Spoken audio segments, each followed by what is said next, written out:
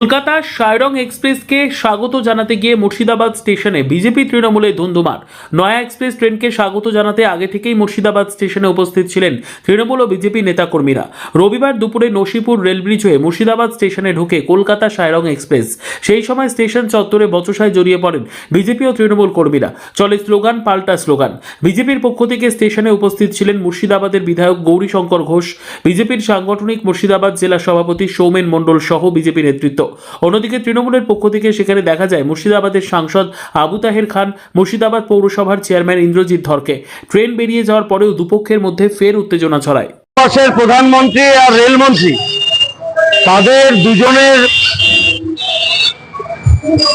সদিচ্ছায় প্রচেষ্টায় মিজোরাম থেকে কলকাতা পর্যন্ত সায়রং এক্সপ্রেস আর গতকাল শুভ উদ্বোধন হয়েছে।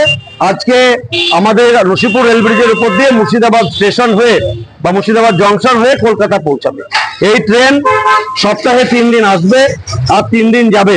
রবিবার শুধু বন্ধ থাকবে। আপাতত একটা ট্রেন চালু হলেও আগামী দিনে কয়েকখানা ট্রেন এই রুটে চলবে। আজকে বিভিন্ন স্টেশনে আমাদের পার্টির সাধারণ কর্মীরা, নেতৃবর্গ এবং অনেক জায়গায় সাধারণ যারা যাত্রী রেলের তারাও আজকে পুষ্পবৃষ্টি করেছে, কোথাও মিষ্টিমুখ করিয়েছে। আমরাও মুর্শিদাবাদ স্টেশনে আজকে সমবেত হয়েছিলাম।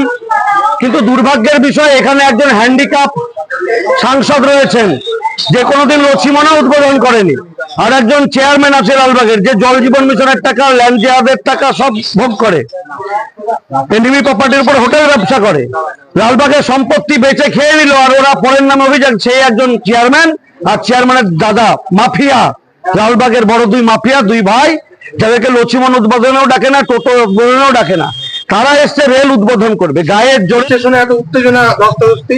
যেমন আমরা সবাই জানি, আজকে গতকাল আমরা মোদিজিকে দেখেছি মিজোরামের সায়রং স্টেশন থেকে নতুন ট্রেন, যেটা মিজোরামের সঙ্গে কলকাতাকে সরাসরি জুড়ে দিয়েছে। এবং তার মূল যেটা আমাদের বহু প্রতীক্ষিত রেল ব্রিজ ছিল নসিপুর রেল ব্রিজ, সেই রেল ব্রিজের উপর দিয়ে আমাদের মুর্শিদাবাদ স্টেশনের উপর দিয়ে যে ট্রেনটা যাবে। তো আমাদের মুর্শিদাবাদ শহরবাসীর বহুদিনই প্রতীক্ষিত ছিল যে এখান দিয়ে কোনো এক্সপ্রেস ট্রেন যাবে উত্তরবঙ্গ বা উত্তর পূর্ব ভারতের সঙ্গে জুড়ে যাবে। সেই স্বপ্নের দিন ছিল আজকে, যে মোদিজি কালকে যে ট্রেনটা উদ্বোধন করেছে সেটা আজকে 1:30টার সময় মুর্শিদাবাদ জংশন স্টেশনে এসে পৌঁছেছে। আমরা যথারীতি ভারতীয় জনতা পার্টির পক্ষ থেকে সেই ট্রেনটাকে স্বাগত জানানোর জন্য গেছিলাম। সঙ্গে আমাদের বিধায়ক, রাজ্য সম্পাদক মাননীয় গৌরীশঙ্কর ঘোষ উপস্থিত ছিলেন আমাদের সঙ্গে। এছাড়াও আমাদের এখানকার লোকাল টাউন নেতৃত্ব, যুব মোর্চা থেকে শুরু করে প্রচুর নেতৃত্ব সেখানে উপস্থিত ছিল।